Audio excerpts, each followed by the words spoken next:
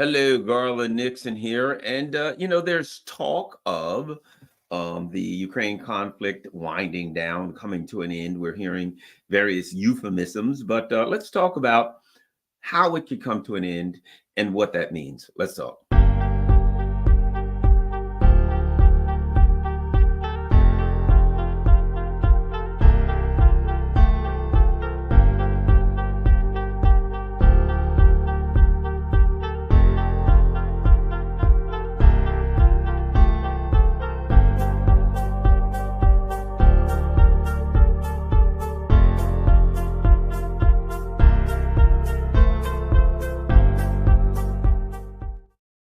Hello, Garland Nixon here. And before I get into how it's going to, let's start here. Before we get into how this is the final chapter, the final act of World War II, let's talk about that concept. Here's what I mean.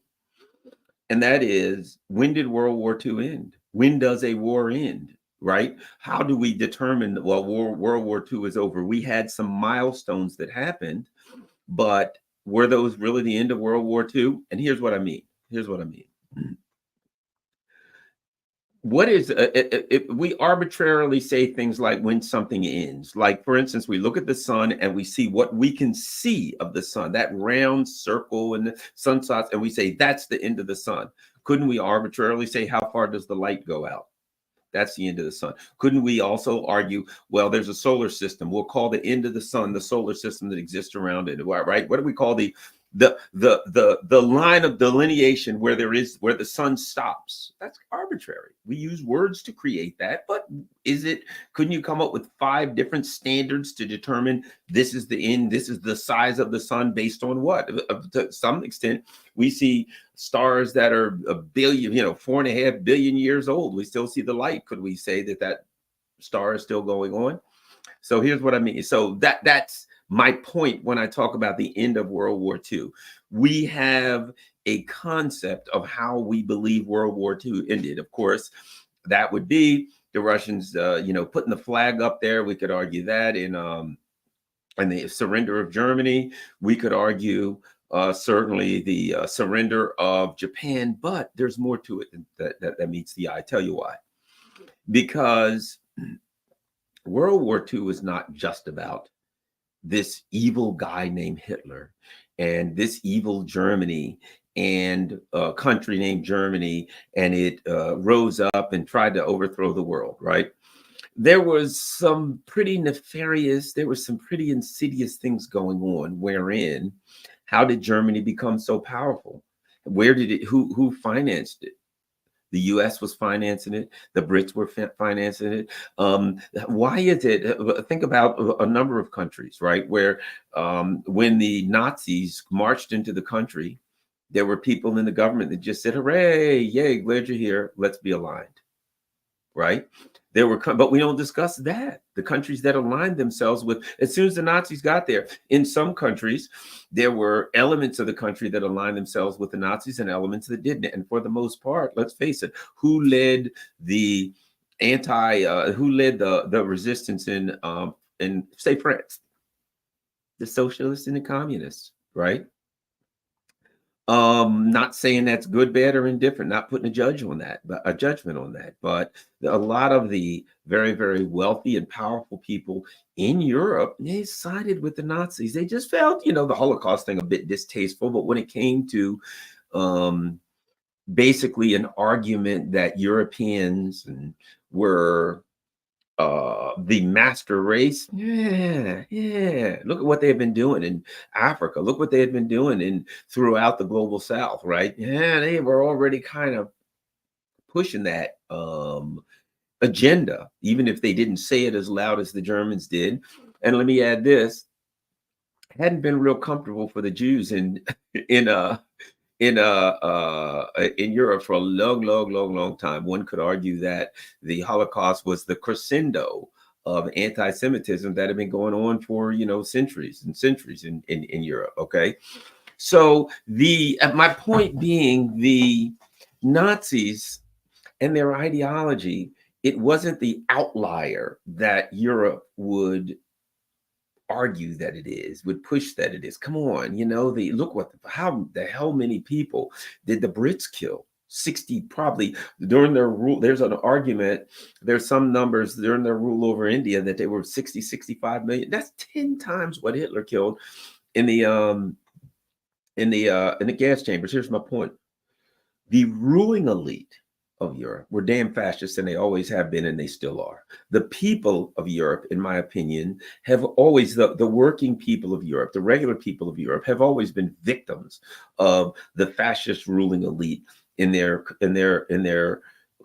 society, in the same way that that it's getting clearer and clearer that the people in the United States, that the working everyday stiffs in the United States are victims of the ruling elite here in the US. Victims of them. This is not, yay, this is all of our country and our society and our culture. We're victims of the ruling elite who have a sick and twisted fascist culture. And might I add, people are starting to see through Epstein and some of the other deviant, weird, pedophilic bullshit that the ruling elite are involved in. People are starting to realize, man, we ain't aligned with these people. And what the hell is going on with these people? You know what I mean? You start off and people say, you're some kind of a fruitcake, a Fruit Loop, a nutcase. If you're like, I think there's some pedophilia foolishness going on here, and I don't know what it is, and I don't like it, right? And that's madness. That's crazy. You people are insane, you crazy conspiracy theorist people. And then Diddy comes out and Epstein comes out. And where's the Epstein list? And and Prince Andrew. You're like, hey, I thought we were crazy conspiracy theorists. What's up with that, right? Here's my point. I say all that to make it clear. If you're a European person, I ain't going after you. If you're an American, I ain't going after you. If you're a Brit, I ain't going after you. I'm talking about the ruling elite and what they're up to, and their deviant, sick, and twisted fascist activities that does not benefit you or I, and actually gets us usually wiped out every so often in another world war. Okay, so let's talk about World War II. So a big part of it was the ruling elite in Europe, in US, was hoping that the Nazis would crush, destroy, or at least severely weaken the Soviet Union enough so that the West could get their mitts on all of those wonderful, fantastic natural resources. They had their eye on that. Look, that's what they've been doing. That's what they did in Africa. They did all throughout that's what they did all throughout the world, particularly the global South. And they had their eyes on, the Slavs being effectively the Africans, Latin Americans, and Asians of Europe, as far as they were concerned, just like the Irish, right? The Irish, same thing. They had to be abused and dominated. Well, they had all of this important natural resources, and the people intended to take it. The ruling elite intended to take it. It didn't work out, but this thing continued. Have you ever heard of what is it? Something in the unspeakable. There was a discussion of that was had, and it was about after World War II. Just attacking the Soviet Union with nuclear weapons, right? That was the plan. Attack the Soviet Union. After Hitler left, then the Western countries would all get together. They would attack the Soviet Union, and they would use nuclear weapons to take the Soviet Union out, right? And that was the discussion amongst in the West. Operation Unthinkable. Yeah, that's what somebody else said, right? We're going to take them out. We're going to nuke them. What is that?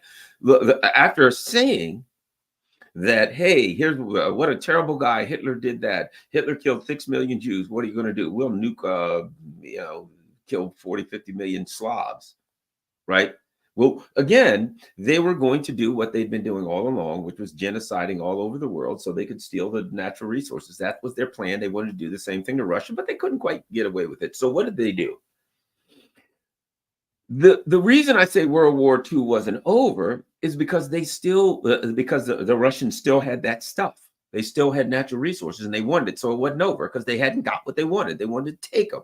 And like Hitler, well, they're going to break the Soviet Union and then we'll go install a compliant government and we'll take all their stuff. Well, that didn't work. The Soviets held them off. So now it becomes, how can we continue to go after the Soviet Union and weaken them? Because it ain't over. You know what I mean? It's like two people get in a fight and one guy blackens the other guy's eye and knocks him out. And the other guy says, oh, yeah, well, I'm going to come back tomorrow. Let me plan. And then I'm going to hit him, and I'm going to hit him with a stick, or I'm going to take karate so I can learn how to, martial arts. And then until I get a black belt, and I'm going to come and beat him up. But really, that fight's never over. The guy's still planning on getting his revenge, right? So the fight was never really over to him. It ain't over. And people say, it ain't over. It ain't over until I get my revenge on you. Okay. Well, it wasn't over to them. And what happened afterwards? What happened? We won't get into Operation Gladio and all of that. But one of the things that happened was the US and MI6 decided Ukraine. We're going to take Ukraine, and we will put our intelligence operatives in there. We'll put money in there. We will put weapons in there, and we will help to arm, and we will help to train the people who happen to have an affinity for the ideology of the mustachioed gentleman from Austria, right? And we will train and keep these people going. And we will, and add this, and this is important, we'll continue to build a foundation for that ideology. One of the things they did, I know people from South Korea are like, yeah, South Korea, you kidding? They start in the schools propagandizing the South Koreans against their literal family members in North Korea, teaching them, hate your family members, hate your brother, and you're Koreans, they're Koreans, but we got to start when you're kids, and we got to foundationally hypnotize and brainwash you in school and everywhere else to get you to hate the North Koreans, because that benefits us, right? And so here's what they're doing. They're going into schools, in cultural events. They're continuing to build the ideology of Stepan Bandera. Why? Because that allowed them, I'll put it like this, as long as they could maintain the ideology of said mustachioed gentleman, they could continue to build towards the next act in World War II. Right. So what do? You have a country. World War II is over, right? So supposedly we took out that ideology. But wait a minute. You've got a country in Europe. You've got a country on Russia's border. And that country maintains that ideology.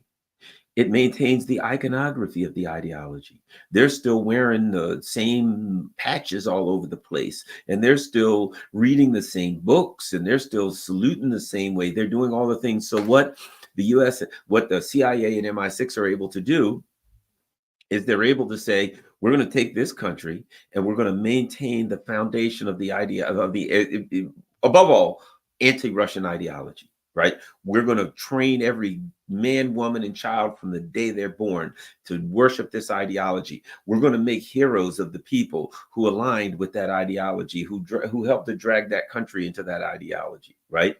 So they did that, and their streets named all after the heroes of Ukraine. They continue to maintain the glory to Ukraine cheer, which was the Banderites cheer. They continue. So what they do is they keep the Banderites alive, and they keep them fighting against the Soviet Union until they're somewhat defeated. But even though they were kind of militarily defeated, they weren't ideologically defeated. Understand something. The Russians understand that, and Vladimir Putin understands that very, very well. Why? What does he say that his goals of the special military operation are? One of them is denazification, because he understands that as long as that ideology is there, that the potential for future attacks are there. As long as there's somebody there walking or goose stepping around, Sieg Heiling around Kiev, that the CIA and MI6 will be supporting that ideology and setting them up for another future attack on Russia, if not some kind of a current terrorist attacks on Russia. And Russia understands that. So Russia knows, in order to close the curtain on the final act, in order to slam the book closed on the final chapter, that they got to kill the ideology, that's it. Because what happens is this, if you think about this, that ideology was weaponized against Ukraine. I mean, come on. If somebody says Garland Nixon, there's Mike Tyson. Okay, your job is to go fight him. Yeah, you're like hell. You crazy? Yes, you're going to get in the ring and you're going to put your dukes up and you're going to go toe to toe with Mike Tyson. Yeah, I don't think I am. Not happening. Why? Because I understand I'm going to get knocked out. I'll be flying out of the ring like like I've got wings. No thanks, pal. I ain't trying to die like that. I get in the ring with Mike Tyson. Not going to happen. But if you can convince me to follow an ideology and turn me into an ideologue, into some kind of a cult member where, I'm screaming glory to whatever, right? Then maybe you can weaponize that ideology against me and get me to believe that, I've got to protect the bloodline of all people like me throughout the world, or some kind of, maniacal, diabolical plan. And then boom, I'll be ready to go and fight against Mike Tyson. Still ain't gonna work out well though. But at least you'll convince me to do it, right? To slam my head up against Mike Tyson's fist. Okay. The Russians understand that. That is why I'll add this. Let me just add this as an aside, but kind of jumping ahead of myself, but I'll add this. That's why when people say Valery Zaluzhny, or maybe he can lead the Ukrainians in some kind of talks with Russia, right? Maybe he can sit down and he can chat with Russia, and maybe Russia will talk with him. I saw a picture of this guy with a bracelet on that had a crooked cross on it. I've also read that this guy is highly aligned with the fascist Banderites, the Azovs, etc. He's good friends with them. They love him, which means that if the Russians sit down and talk with him, that will be validating that ideology. That will be saying, okay, we can talk with somebody with that ideology. It's okay for it to stay there. I may be wrong. I don't think the Russians are going to do that. Number one. Number two, they also understand that if they made a deal with him, that he would be championing those of that ideology. He would be championing the Banderites, so that if he were to make a bargain with the Russians, as he bargained with them, it would be, yeah, I want to do. He'd be thinking, I want to do things that preserve and benefit the Banderites. Russians ain't playing that game. Banderites got to go. They know that's part of it.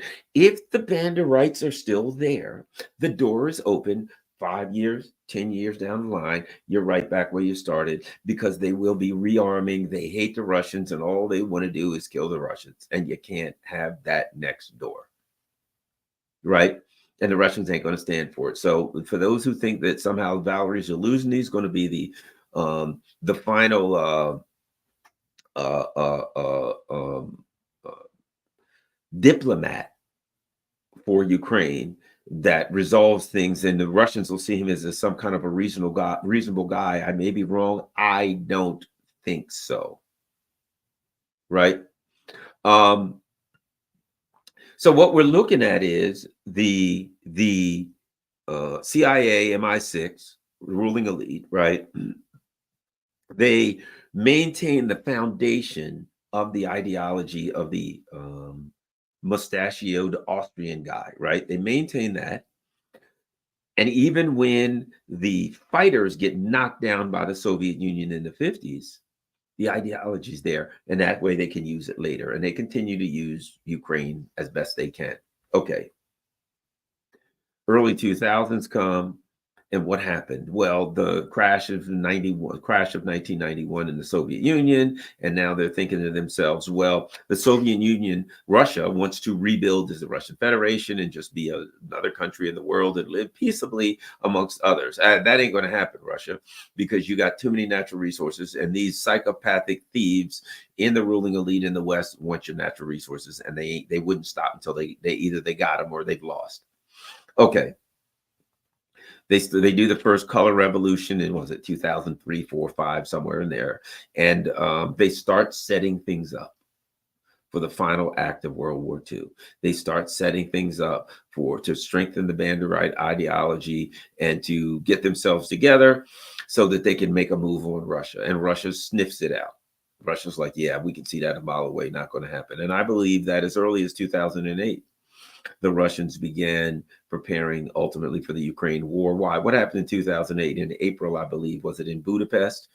at the NATO meeting where the US said eventually we're going to bring Georgia and Ukraine into NATO, and Russia says, that's a red line of all red lines. Well, at the time, the US was like, you're weak. It don't matter about your red lines. Ain't nothing you can do. What happened a couple months later in August? The Georgians attacked the Russians, and the Russians, they took some losses, but they stomped them out, right? So that was like, okay, to me, that was the opening of the final act. Because at that point, that's when the U.S. was like, okay, we're making our move on. We're going to tell you we've been getting closer and closer and closer to your border. And when we make our move is when we get Georgia and Ukraine, boom, it's game, set, and match. Then we're going to finish you off. We're going to take you out. We're going to pinch, boom, a pincher move in there, and we're going to, we're going to do a regime change. Okay. And the Russians sniffed it out, I think, a mile away. I was like, yeah, that's not going to happen, and began setting up for the fight. The final move for them was when they overthrew the government in 2014. And now, because what happened then? They started digging trenches. See, before it had all been political, it had been ideological. But in 2014, if you look it up, they started digging trenches. They started putting in the material effects that they needed for an actual war with Russia. They started arming and they started taking these fascist elements, Azov, right sector, on and on and on. And because before that, these were groups that were informal military. They were, some of them were in athletic clubs and soccer hooligans and things, right? So now they're like, okay, we're going to make you officially armed, trained, and part of the Ukrainian military, the most integral part of the Ukrainian military. So now this is the final act of World War II. We're going to set up this army because World War II, a lot of it was about taking Russia out. As far as the West was concerned, it was about how do we take Russia out. They were going to use the Nazis to do it, but it just didn't work, right? And the Nazis got a little bit out of hand, and they had to, thankfully for them, Russia squashed the Nazis out of need, but they had mixed emotions. And bottom line was this: what did they do as soon as World War II was over? They inculcated the Nazis into NATO. They inculcated the Nazis into their military intelligence and industrial capabilities. And they whisk a lot of them out to South America, to Canada, the United States. They brought them out. They rescued a lot of the Nazis and got them the hell out of there so that the people in their own countries wouldn't hang them for being traitors, and the Russians wouldn't get their hands on them and send them to Siberian work camps like they so desperately deserved, right? So because keep in mind something, the Azovs and these Banderites in Ukraine, they didn't get their power from Ukraine. They didn't get their power from Europe. They didn't get their strength and support. Their strength and support came from the US and Canada, right? Think about it. They were, a number of those people were put into a number of ex-Ukrainians of people who were born in Ukraine were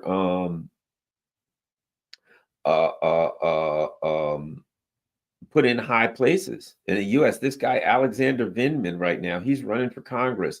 Christiana Freeland in Canada, she's second in command behind old macho man Justin Trudeau. I'm saying that to be facetious. He's about the least macho person I've ever met in my life. I mean, you talk about it, put him and Tim Walz in a bag together and shake them up, and any way you look when you open that bag, a ballerina is going to jump out.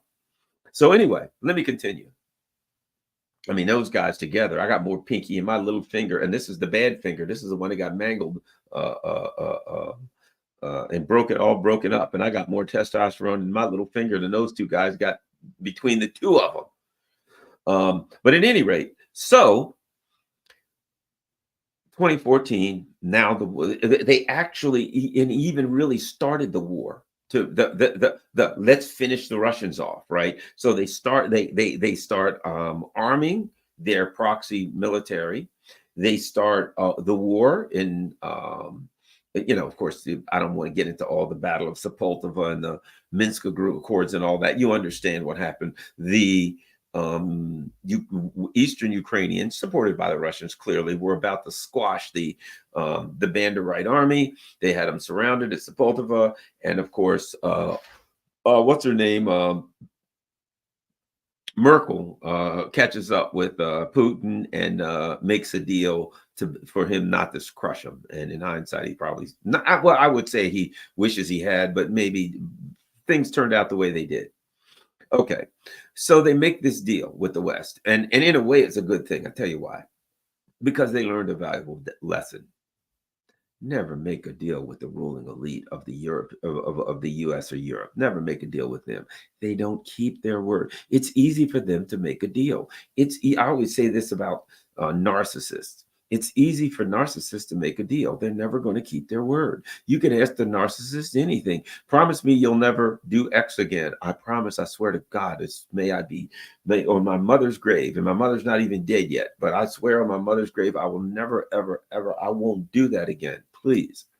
And if you come back to the narcissist a week later when they do it and say to the narcissist, you promised me that you'd never do that again, they'll just gaslight you and say, no, I didn't. What are you talking about? I never promised that. No.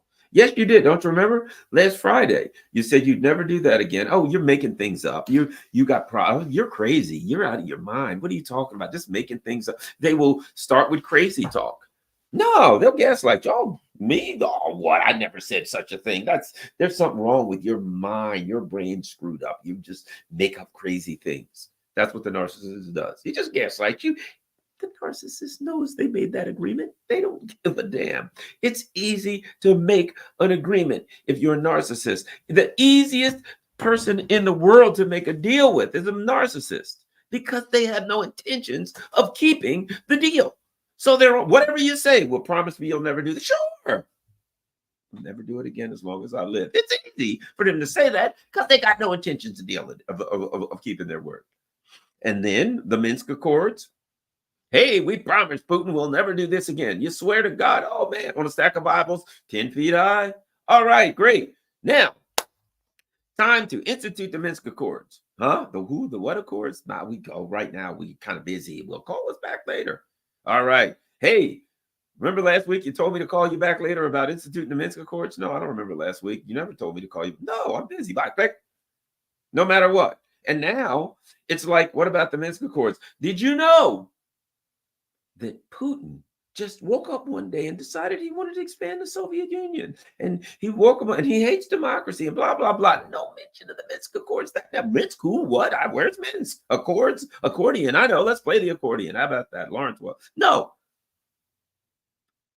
And the Russians learned a valuable lesson. You can't make deals with narcissists and psychopaths and sociopaths. Russia.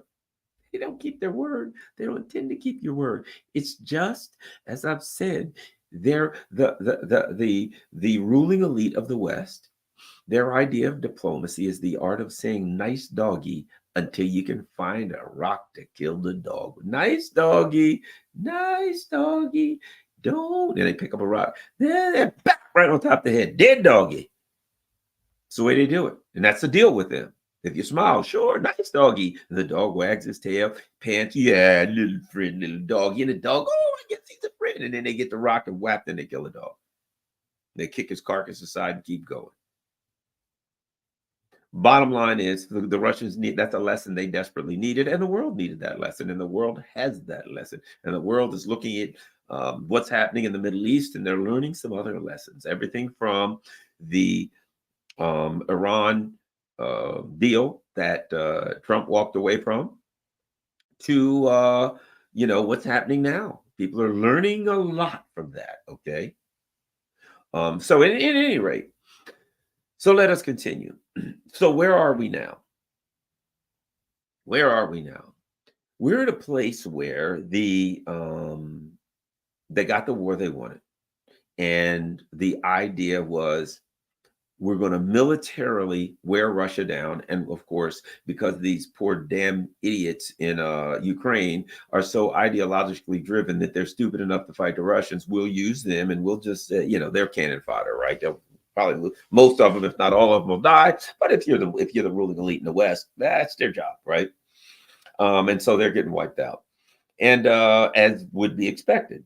But that's supposed to weaken Russia militarily, economically, and you're supposed to and here's the big part, to isolate Russia. You're going to isolate Russia from the rest of the world, and that way you can crush their economy. And when their economy comes in, what? But here's the main reason for crushing Russia's economy: so you can come in and buy it for pennies on a dollar.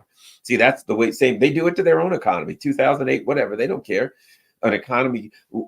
I put it like this: when do the rich get the richest in the U.S.? When the economy crashes. When did they get richer? When did they make the big money? 2008. When did they really make the big money? COVID shut down, when everything shut down and lockdown, right? The bigger the disaster, the bigger the economic. I'll put it like this: if you own a house and there's an economic crash and your house is worth $500,000, there's an economic crash, now it's worth $150,000, and you can't even pay that and you lose your house, they can come in and buy a $500,000 house for $150,000. Then when the economy comes around, they can sell it for $550,000. They bought it for. So their plan is always, we want something devastating and bad, and then we can come in and we can make a fortune out of it. So we're going to wipe out Russia, we're going to destroy it, and we're going to come in and we're going to say to the Russians, just like they did in the 90s, sell us everything for pennies on a dollar, and we own all of Russia, and we got all of the everything. We've got the commodities of all commodities, and we have the whole Eurasian commodity thing, and we can control the world then. That's always the devious and evil plan. Okay. So didn't work too well. I think I would argue this. World War II, and during the 50s, I think at one point the United States had 50% of the industrial capacity for the entire world. But they're greedy. So what did they decide? Hey, you know what? Labor's getting kind of expensive in the US. And plus, we got all these labor laws. They want weekends off. They want no child labor. They want 8-hour days. Why don't we do this? Let's find some countries where we got cheap labor with few natural resources law, few labor laws, and we can simply take. Now, bottom line, unions, etc., came up and made them pay people a decent wage and made them take care of their employees and give them a decent life. So they said, we will just take all of this industrial capacity and move it to countries that don't have those laws. Natural resources laws, you can't pour methyl ethyl horrible into the river, etc. They just took all of that stuff and just moved it to other countries, right? And now, boom, we can make all of the profit in the world because we still have the industrial capacity. It's just not here. It's in China, it's in Bangladesh, it's in Vietnam, wherever the hell, South America, Haiti, you name it. We'll pay those people and keep them impoverished because, hey, they're third world people. They should be impoverished, and our ruling elite should be rich by impoverishing them. All that happens, and that's critical for this because it deindustrialized the West. They deliberately deindustrialized themselves in the United States and in Europe so that they could make a greater profit, pure greed. But in deindustrializing themselves, they took away their capacity to wage war effectively. Now, if they're fighting some country like Afghanistan, where the people don't have the military industrial capacity to fight them up, they can fight that, but they're still going to lose. Why are they still going to lose? Because they have to. Here's why they always have to lose: because they got to lie to the American people about why they're going to war. And so there won't be enough support by the American people to mobilize a military industrial complex on the scale needed to wage the kind of wars that they want to wage.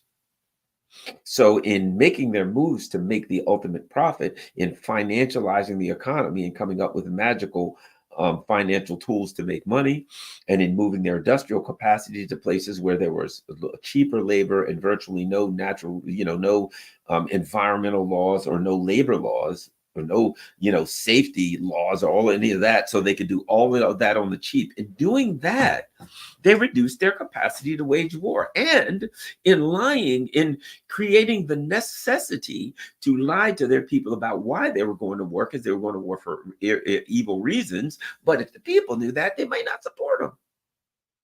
So they created an environment where They impoverished their people deliberately for more.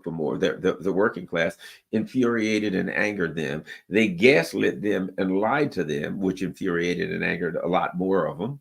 And then ultimately, they don't have the industrial capacity to wage war, and they do not have the ideological capacity because they can't um, convince the people to go along with what the ruling elite want. They don't. It doesn't benefit us. There's nothing in it for us, so we don't want to do that. They want to go to war with Russia, China, whoever. Right now, the people don't. And might I add, and this is important. Right now, our economy, excuse me, our military is shrinking because they're in crisis. Because it's an all volunteer military, and people are looking at it saying, "I don't want to join that." Number one, you're going to war all the time, and why would I enjoy? Why would I join a military just to go die? No thanks. So they're having problems even having a volunteer military, and we have to use proxy armies, and we have to do regime change because the people in the Western countries don't have the appetite for throwing away entire generations of young men.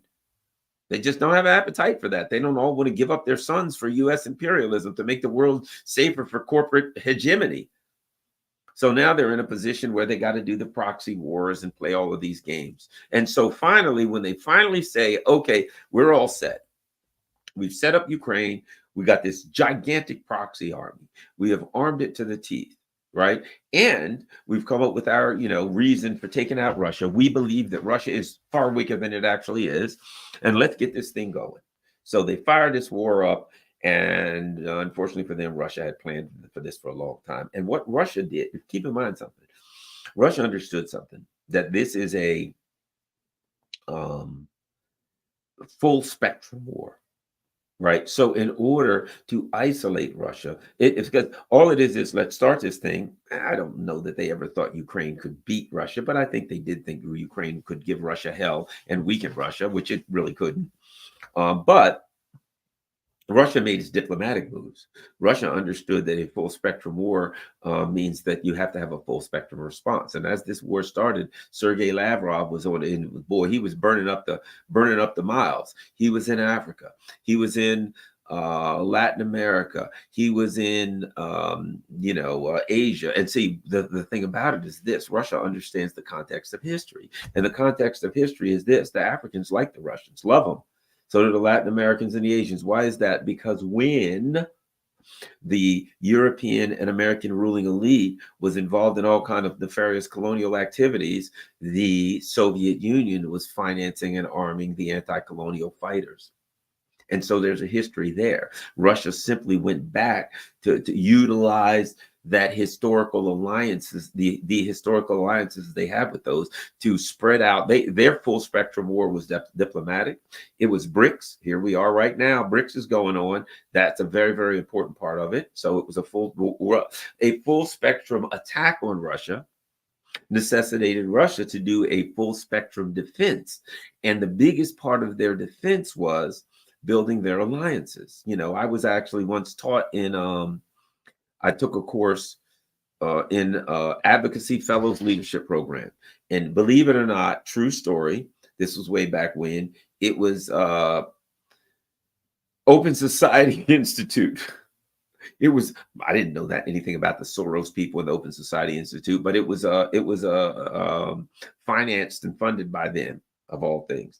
And basically it was how to run, all it was this: how to run a nonprofit. That's what it was. I learned how to be the executive director of a nonprofit. At the time, I was the vice president of the American Civil Liberties Union of Maryland. I used to be with the ACLU before I resigned in protest. So that's another story. But at any rate, and so as I was moving up and looking to be the president and looking to go to the national board, they started funding these courses, and one of them, the Advocacy Leaders Fellows Program, to learn how to be a leader and to run these nonprofits. And since I got ADD, I forgot the hell why I was saying that, but it'll come back to me. But let me continue. So at any rate, so Getting back, it'll come back to me in a second. Yeah, those of you who know, I got ADD, number one, and number two, I'm tired as hell because I've been up early this morning and had a long day. But it'll come back to me in a few, and I will jump right back from that position. But at any rate, so so what happens is, oh, I know exactly where I was going. One of the things that they taught that they teach you about how to run a nonprofit is building coalition building.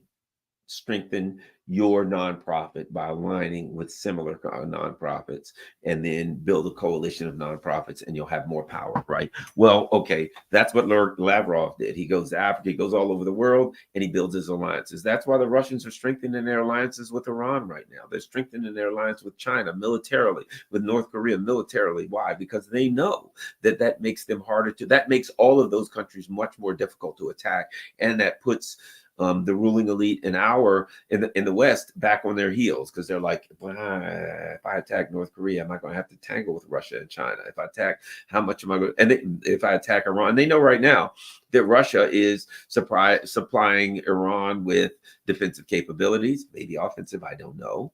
But they know that's a problem. So Russia understood a full spectrum attack necessitates a full spectrum defense. And the full spectrum, a big part of the full spectrum defense is building alliances.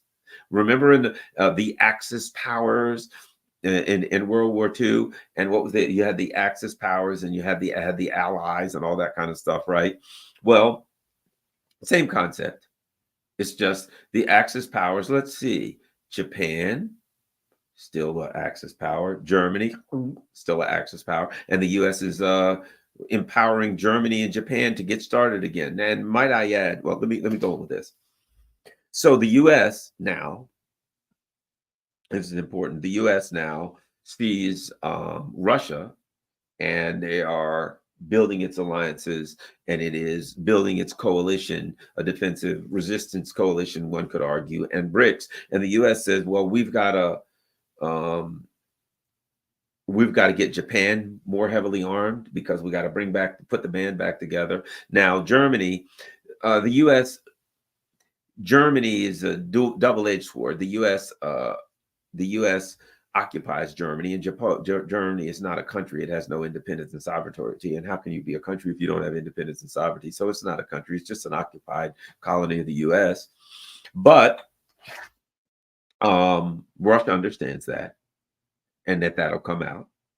So Russia's just building, it continues right now, build its alliances, building BRICS for an alternative economic infrastructure. This is all a reaction to, okay, you're putting the band back together from World War II, and you're doing all of this stuff. We're going to build this. And here's what I think Russia realizes. In World War II, after World War II, the Soviet Union was kind of isolated, and that created an environment wherein the fascists could come back for them. Sooner or later, the fascists were coming back because they were kind of isolated. They kind of isolated themselves. I think Russia realizes the only way we're going to keep them off our back in the long term is to keep them off everybody's back, to bring together a group of people who all feel like they're being boxed in by the damn ruling elite fascists in the West, and we'll all build a defensive front. And that's what's going on. And this thing will never be over with these people, because they'll never give up. So let's build a defensive front strong enough to hold them off for all eternity. And I think that's what's going on with North Korea and Russia and China and Iran, and BRICS is going to be broadening that coalition out. BRICS is about, a big part of it is about building the economic coalition. Russia is building a diplomatic coalition, and of course a military coalition, which is obvious. And one of the things also they're doing is they're going back to Africa. Look at Africa. You've got the Organization of Sahel States, Mali, Burkina Faso, Niger, etc., right, in Africa, where Russia is working with these states to kick out U.S. and French imperialism, B, align them more with the BRICS nations. And all of those are saying, let's go with the BRICS. The global South is going BRICS. The global South wants the hell out from under the umbrella of U.S. and European imperialism and colonialism, and so they're making their move. And Russia's just taking advantage of that. Russia's going around, and China, most of are going around to these countries saying, "Hey guys, you that sick of the West? Yes, we are. Stealing your shit. Oh my God, we'd love to stop that. All right, we're in. Let's do this." And now what you're seeing is this move by the West to set everything up so they could go back in now with Ukraine and take Russia is falling apart. And in falling apart, here's one of the problems they have. They had to maintain Europe under their control because they knew they were going to need Europe as they knew that was likely. They knew Ukraine was going to be cannon fodder, but they knew they needed Europe as probably economic cannon fodder at minimal, and maybe likely even they'd like to use them as actual military cannon fodder. So they couldn't. They had to do two things with Europe. Number one, maintain complete control over Europe and make sure that Europe has no sovereignty. The European countries have no sovereignty and independence. But number two, they had to do it clandestinely. They couldn't let the Europeans know it, or the Europeans would be pissed off and say, we actually, wait a minute, we have the illusion of sovereignty and democracy and independence. We want the real thing. Well, they've screwed up now because in going after Russia, once they got everything together, once they set everything up and they're like, okay, we got Ukraine where we need, we got Europe where we want, we got everything where we want, right? Let's make our move. They go after Russia. Well, when you go after the king, you better get him because they didn't even wound the king. They aggravated and pissed off the king, and the king was prepped, was ready for this. Russia was ready for it. So the sanctions didn't work. Why? Because Russia was ready for it. Because the isolation part didn't work. Why? Because Russia was ready for that. They were already doing their coalition building. The isolation part didn't work. The sanctions didn't work. Militarily, Russia had been building their military up, and Russia had been prepping their military. They knew there was going to be some bumps in the road, but they were ready to fight. So your military plan, your economic plan, your diplomatic isolationist plan all fell apart. And what else happened? The U.S. then had another big problem. And the problem was economically that the Europeans were aligned with Russia to a point where they needed natural resources. Their entire industrial base was founded on cheap natural resources from Russia. And the US said, we can't have that. So they blew the damn Nord Stream pipeline and said, let's do all these sanctions. So they blew the Nord Stream pipeline, yes, and the sanctions blew up the rest of the European economic alliance with Russia. And so, okay, that's going to work for us, except for it revealed to the people of Europe that they didn't have independence and sovereignty. That opened the door. The people of Europe were like, hey, yes, we're in France and Germany and blah, blah, blah. And he blew up the damn pipeline, and the German leaders, Olaf Scholz, is like, hey, man, we do everything together. In other words, I'm in. And Annalena Baerbock was Nord Stream? Never heard of it. I don't know what you're talking about. In other words, it was obvious they were complicit, either through commission or omission. The German government was complicit, which meant there's no German government. If they're complicit in attacking their own country, they're not the government of Germany. And the Germans woke up to realize that. So now you got another problem. If you're the ruling elite now, in attacking Russia, you've come out of hiding. Now the damn Europeans know that they have no independence and sovereignty. So now the Europeans are going to push back on that and say they're going to start asking for it. They're sick of the illusion of it, and they want the real thing. Now, we are in a position now where that's how we get all that gets us here. There is no path to victory for the ruling elite in Ukraine. There's no path to victory. And there's something even worse that they've done. They have created such economic pain. I mean, they're willing to sacrifice the economies of Europe, certainly, but also of the US, because this is an ideological battle to them. They don't give a damn about the working class here. Screw them. They're going to be rich. They're going to live well. So they're like, look, we'll sacrifice the working class because who gives a crap about those people anyway? Their job is to become cannon fodder eventually in World War III. So screw them. Well, now they got pushback, and along comes Trumpy. And old Trump, I'm not trying to go good, bad, or indifferent with Trump. I'm just saying this. He doesn't understand the rules of imperialism, and they can't tell him. So he's not part of that imperialist rule thing that says, look, you can never, ever, ever, ever, ever walk away from the conflict in Ukraine, because if you do, the neocon project falls. And he's not one of the neocons. I'm not saying he doesn't have proclivities to imperialism. Yes, he does. And not necessarily warmongering. I don't think Trump wants a war. See, the problem they have with this, Trump doesn't know the rules. He's not the kind of imperialist that they are. He's more of the kind of guy who wants to make every dime he can on anybody else's back. But it's different. So the bottom line is this: they see winning as domination under all, no matter what. The only way, either we dominate everything and win, or else, which means they may nuke themselves out of it. But Trump, interestingly enough, sees winning as getting a deal. So now you have Trump come in, and it is what it is. I'm not saying he can get a deal. I'm saying that he's different than they are. So Trump comes in, what does he say? I'm going to get a deal with Putin. And what is Trump looking at it? If I be me, not the ideology of neoliberalism, the ideology of neoconservatism. No. Me, Trump. If I get a deal, I am the big guy. I am the hero. And I can then say, look at what I did. I got the biggest deal ever. I ended the war that everybody was afraid of. Right? Yeah, there's some instances where that ain't always the worst thing. So if Trump wins, which is looking more and more likely, right? It's looking more and more likely. I mean, I don't know if you've been paying attention to Kamala Harris lately. She ain't setting the world on fire, my friends. I mean, the black community is abandoning. The black community is creeping away from the Democrats. They're creeping away from the Democrats. It's about, ultimately, it's about a very practical vote. It's about, things are too high.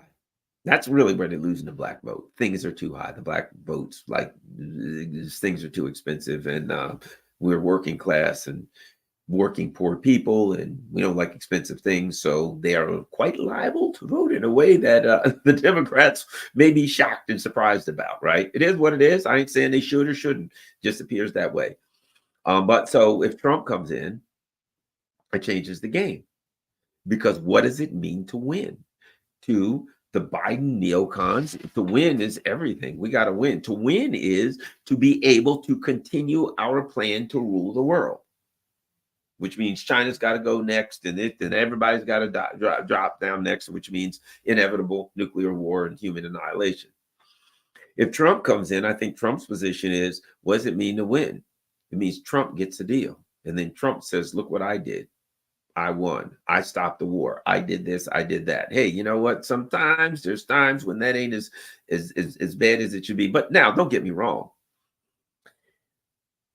I'm not saying Trump can or can't get a deal, but it ain't going to be easy to get a deal right now. If Trump were to be president today, I think he wins. I think what I'm saying, I think Trump wins this. But at any rate, because the Russians are winning, and they don't have to take a deal. See, that's the thing. You want a deal. I want a deal. What do you want, Putin? I'm getting what I want, but if you come to me with the right deal, I'll take it. Tell you what, here we go. I'm going to write everything out. Boom, boom, boom, boom, boom, boom, boom. It's like if I'm selling a car and you want to buy the car and you say, Garland, that's a nice car. Can I buy your car? Well, I don't really want to sell it. I don't have to sell it, but I'll tell you what I'll do. You give me the right price, I'll buy it. I'll sell it rather. And you say, well, I'll give you $9,000 for the car. And I say, nah, I'm good. What do you do? Tell you what I'll do. You give me $11,000 for that used car. I'll sell the car. Other than that, move on. Well, I'll give you 10.5. Please don't call me anymore and ask me about the car. Let's talk about something else. I told you I don't really want to sell it. But if somebody walks up and offers me $11,000, I can't walk away from that. But anything, I don't care if it's 10, 9, 9, 9, and 99 cents. The answer is no. I don't want to sell it, but I'll take 11,000 if somebody offers it to me. I can't justify not taking 11,000. That's more. That's 2,000 more than the car's worth. But do you really want a car for 2,000 more than it's worth? I don't want to sell it to you. But don't force me. But the only way you can force me is to offer 11,000. That's the position the Russians are in. The Russians are be like this. Trump, we're winning. And we're going to win. And we'll take anything we want, and ain't nobody going to stop us. Nobody, except some suicidal person who wants to be turned into a flat black sheet of glass. So, Trump, if you want a deal, here's that list that we wrote in December of 1991. Here's the interesting thing in it. In order to get the deal, they would have to finally end World War II and kill NATO. And here's why. In order to get that deal, if you read, which I have, I need to find them. I got them somewhere. If you read the list of demands that the Russians presented in December of 2021, just before a couple of months before the special military operation, if you look at it, what did they want? They wanted a security agreement with Europe. They wanted a deal with Europe where they didn't have to deal with potential war from Europe. They wanted a deal that said, look, Europe will move back from our border, and we won't do this, and they won't do that, and we can bring in international and blah blah blah, and we'd be done with this crap that never ended after World War II once and for all. So whether or not Trump can get that in the U.S., I don't know. Probably not. Probably not. But the deal that, see, if you think about it, the deal that the Russians want is to end World War II. It's numero uno. These guys running around Sieg Heil all over creation on our borders got to stop. No more Sieg Heil. No more Mein Kampf. No more glory to Ukraine. That's the Banderite crap's got to go. Number two, what are you creeping all up on our border for, man? NATO infrastructure all over our border, missiles pointed. Get that stuff the hell out of there. We ain't on your border. You ain't on our border. Everybody's happy, right? And right. Get rid of the sanctions. If the Europe needs our oil, if they need our gas, if they need our stuff, they can buy it. If they don't want it, they don't have to buy it. But nobody should be sanctioned. People can buy. So they have a very reasonable list of things that they want, and they don't have to take it because they're going to get most of it anyway. They're going to get anything regarding Ukraine. They're going to get. Ukraine can't be a NATO state. It has to be neutral. Well, one way or the other, Ukraine is going to be neutral. Either they will agree to be neutral or Russia will pound them into neutrality. That's their choice. So realistically, the Russians are going to go back to Trump and say, you want to talk Trump? Yeah, look, here's the list, man. How hard is this? Bring the rest of the Europeans together and chill out. Get off our back, man. We ain't on your back. Get off our back. Thusly, that ends World War II. If in fact Trump or whoever wins can't or won't do that, the Russians will simply say, okay, we'll keep going in Ukraine. What are you going to do? You got a decision to make. You know we're going to win this war. We know we're going to win this war. And we ain't going to stop. We're going to not only going to win the war, we're going to do whatever we want in Ukraine. We're going to fix Ukraine the way we need to fix it. You better ask yourself whether you're willing to come in to fight to try to get us to stop. That's the question. And the problem they got is, at some point, Ukraine. At some point, the Ukrainians are going to be like, man, I think we've had enough. Okay, look, let's chill. Ukrainians are going to back. The Ukrainians at some point, I've said this, they're going to wake up one day and say the Russians are not our enemies. They ain't the ones that pushed us into this. West, you are, and we're pissed at you, and we're well armed. And of course, if this thing continues, and here's the big problem the West is going to have, it's almost winter. Look, if the Russian, let's just say that Trump doesn't get a deal, or whoever that doesn't get a deal with the Russians because they're not willing to do what the Russian wants, and Russia starts smashing through Ukraine, which they will, and they say to these banderites, you better get the hell out, because if we find you, we're putting a bullet in your ass, or you're going, something's got to happen, but you ain't going to stick around. You ain't going to be Sieg Heil and goose stepping around Ukraine with us here. And that's what the Russians will say. Okay. If that's the case, you'll see a mass exodus. So you're going to see, if there's no deal, one of two things, in some combination of the two. Number one, some kind of a civil war in Ukraine, where there will be people who will blame the Banderites, reasonably so, for their plight and say, look what you bastards have done to this country. You had to fight Russia, didn't you? You had to listen to Victoria Nuland, didn't you? Huh? You had to do that. And now look what kind of situation we're in. And they're going to want to kill the Banderites. And the Banderites are going to end up having to get the hell out and head west, young man. They're going to head on into Western Europe. Banderites. So the Western Europe get an influx of people who will be goose stepping down the streets of Paris.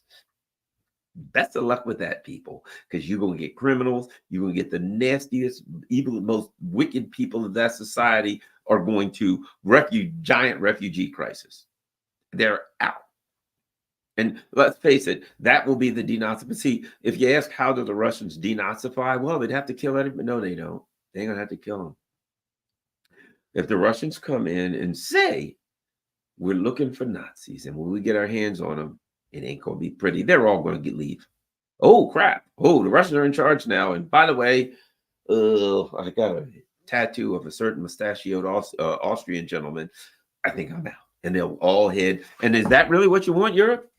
A couple million Banderites wandering into your part of the world. Yeah, good luck with that. Ain't gonna work out well for you if you do it.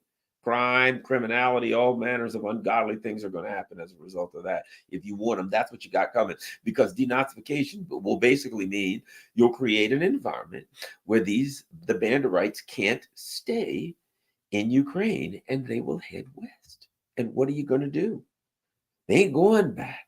Or you got to go back to Ukraine, but they'll kill us if we go back to Ukraine. Yeah, they probably will. We ain't going back. Now what? You got them. So you got to make a deal with the Russians, but you can't make a deal with the Russians because that also is an admission that you've lost to them, and you have lost to them. And that is the end of NATO, which is the final chapter. That's the end of World War II. And that's how I see World War II goes. NATO dies. And I don't mean, what I mean is this. Once it becomes obvious what NATO is, which is nothing but a U.S. Tool, foreign policy tool to bring together all of its vassals, and let's say you got a government in that's not so much down with that. They don't really need that tool. And you got a bunch of people in Europe that starts to recognize that didn't work well for us, that was used to oppress us, that it was a tool of oppression for the working class. I think you get some manner of enmity, shall we say, between the working class and the ruling elite. So I think what we're looking at here, clearly this is World War II never ended. Clearly the ruling elite all along said sooner or later, we couldn't do it using the mustachioed Austrian gentleman, but now we'll use the Banderites, same difference, and we'll take out Russia. Once the Banderites are done, what next? You don't have a country, particularly on the border of Russia, that you can utilize as a knife to Russia's throat.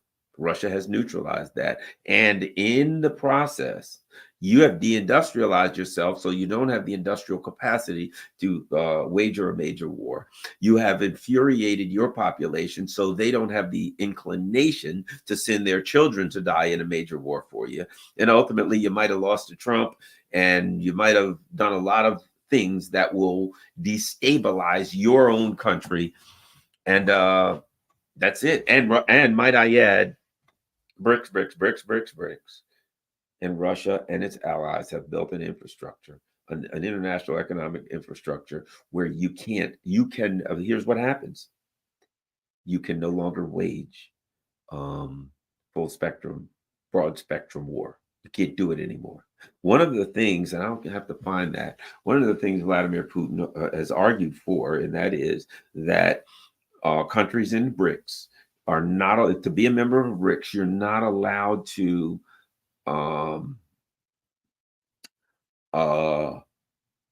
be involved in any or execute any sanctions against other members of BRICS. Remember that. That's huge. That's huge. Because that basically ends the U.S. ability to use the dollar as a tool of oppression. Think about that. I don't know if it's going to happen now. Wouldn't that be crazy? Would you imagine this? Because Turkey's trying to get it. And imagine if Putin gets that through. And now they say, if you remember BRICS, I mean, you can't. And now they bring in Venezuela. Well, Iran is already a member of BRICS. You know what that means? Saudi Arabia, Turkey, if they become a member of BRICS, China, all the other countries, India, that are in BRICS are no longer allowed to observe U.S. sanctions against any country in BRICS, which includes Iran. And Venezuela's there. They may bring Venezuela in. They may bring Cuba in, and they will eventually. So why? It's critical for them to do that when they're ready. I don't think they're quite ready yet, but when they're ready, Venezuela and Cuba, it's critical for them to bring those two countries into BRICS for this reason, because those are two countries that the crosshairs of U.S. sanctions are squarely aimed at, right? You snatch the rug out from under U.S. sanctions. U.S. says, Cuba, look, every year the countries vote, every country in the world votes to stop the sanctions against Cuba except the U.S. and Israel every year. Or, some of the U.S. vassals abstain, but the rest of the world all says, back off of Cuba. What happens if Cuba becomes a member of BRICS and all of the countries in BRICS can no longer observe that? And they all just say to the U.S., hey, man, we're members of BRICS, man. What is the U.S. going to do? Oh, yeah? Well, in that case, we're going to sanction Turkey, India, China, Brazil, Russia, Algeria, Saudi Arabia. At some point, you've sanctioned all of the wealthiest countries in the world, and you can't do business with any. How are you going to sanction them? Okay, Saudi Arabia, you can no longer do business with anyone we tell you we don't want. When Saudi Arabia's going to be like, really, we're selling oil, right? We got oil. Have you figured that out? All right, China and India, if you do business with Cuba, we're going to shut you all down. And they're going to be like, yeah, okay, fine. But what about all the stuff you need from us? Oops. That's what's coming. That's the direction we're going. And when that happens, U.S. imperialism dies. I think we're in a situation where it's hard to predict what's going to happen because I think Trump's going to win, and I have no idea. Look, you got people. Well, if Trump wins, he's going to do this. Oh, he'll never do this. I have no friggin' idea what Trump's going to do. Don't know. I do know Trump is I don't even know if he'll live. I mean, let's face it, there's been a couple, they took a couple of swipes at Trump. Now, might I add, I don't know, we'll live to January 20th, whether he wins or not. But I suspect we will. How's that? I think we will. Make it at least till January 20th. Crossing my air. Big things to do. I'm planning on going fishing next summer. We got another summer. I'm probably going crappie fishing this winter. So I cannot be denied. Those stinking crappie, they call them slabs. I can't be denied catching crappie and freezing my friggin' toes off out there catching fish. I will not be denied. All right. At any rate, thanks a lot, everybody. Well, you know what I better do? I better look for, as you all know, I worked for Radio Sputnik, and Radio Sputnik's closed down. Which let me say this, I really appreciate this. A lot of people, in light of that happening, have said, Garland, I'm now going to become a member of your Patreon, and people put $5, $10 a month on Patreon, and buy me a coffee, which is like, you can do $5, buy a gallon of coffee, how many, 1, 2, 3, 4, 5, whatever, or you can do just like Patreon, or you can do just like Patreon. A lot of people who watch that have donated in light of the Sputnik closing down and me and all the other Sputnik people being heaved out of work suddenly. So I really appreciated everybody with the Patreon, the buy me a coffee. You see everything going by PayPal, Cash App. I certainly appreciate all of the viewers who are helping to keep the lights on here. So hope these lights don't go off. Okay, thanks a lot, everybody. So let's go and look at the super chats. Always learn a lot from the super chats. Rolf says the British Empire planning for World War I began in 1891. Carnegie Foundation for Peace funded the Serbian Black Hand from 1908. This goes before WW2. You are correct, my man. The people here on my channel. That's why I love to read the super chats, because it's just like you learn. Everybody, these people here know what time it is. That's why we're all together, man, because we've been studying history. Rolf says, Professor Anthony C. Sutton explains Anglo-Zionist plan for world domination. This is no secret, goes back to the 1880s and the plan for a new world order. Hear, hear, brother. Oh, no, remember when people said about the New World Order under George H.W. Bush, and they said, you're crazy. Yes, they want a one world government, new world order. Oh, that's crazy stuff. New world order, indeed. What WEF, a club of Rome, indeed. Rolf says, British Empire was petrified of the Berlin-Baghdad Railway as Germany had overtaken British Empire and industrial power in the 1890s. WW1 was many reasons. Oh, absolutely. Germany, see, here's the thing about it. You understand this.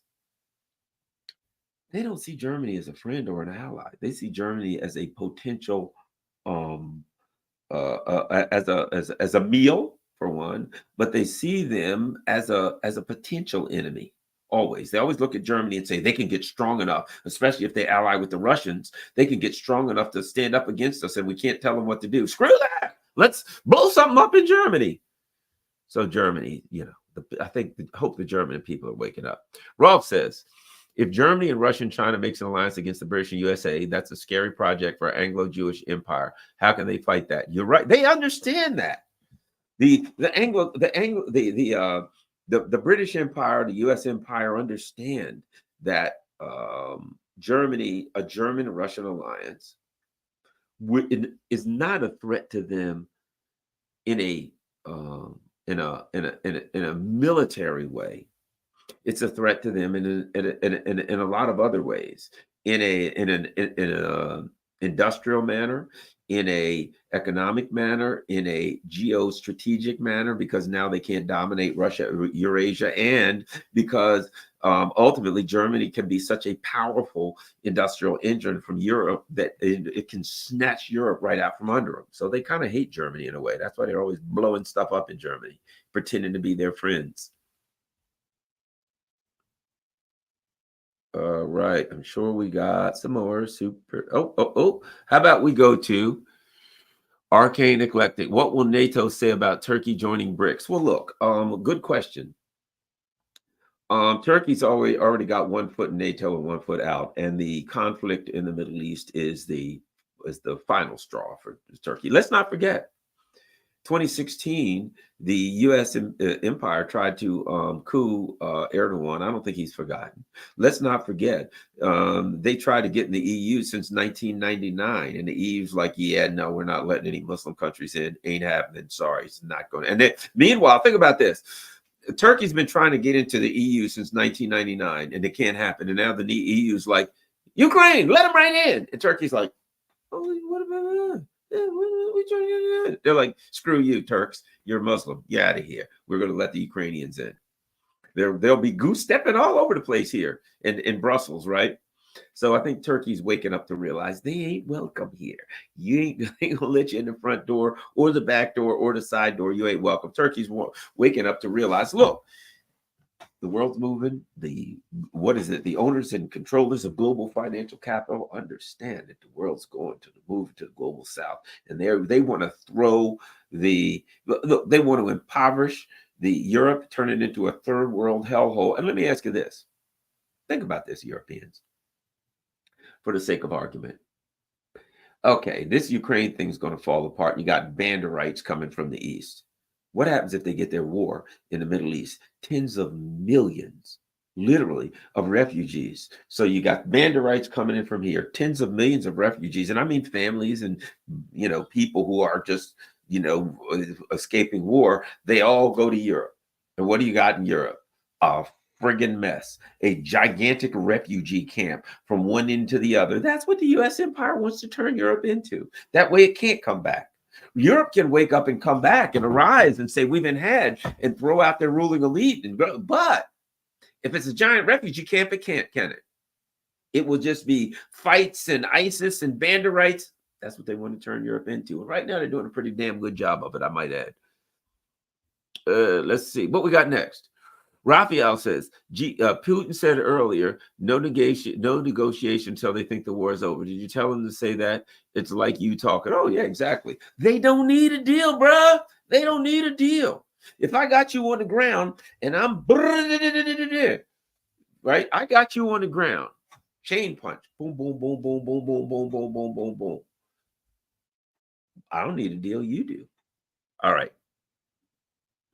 Let's keep going. Oh, I think that's it. All right, let's look for Rock. Let's go to Rockfin. Oh, and lastly, we're going to go to Rumble to see if we got any Rumble rants. Okay, let's see my content. We're going to see if we got any Rumble rants. Nope, no Rumble rants. Well, that's okay, everybody. Yeah, not a lot of people there. But actually, I think what's going on is I think Jimmy Dore's live, really, to tell you the truth. And people said dead chat. Yeah, not a lot in Rumble because I think Jimmy Dore's live. And I think a lot of the people that would normally be watching me on Rumble are watching Jimmy Dore. So that's cool. But I felt like I really needed to say this. Let me look. Don't forget, everybody, as I said, if you can afford it, certainly appreciate everybody who has done the buy me a coffee thing, everybody who's done the Patreon thing. Don't forget, follow me at Telegram. Follow me on um uh I guess Facebook.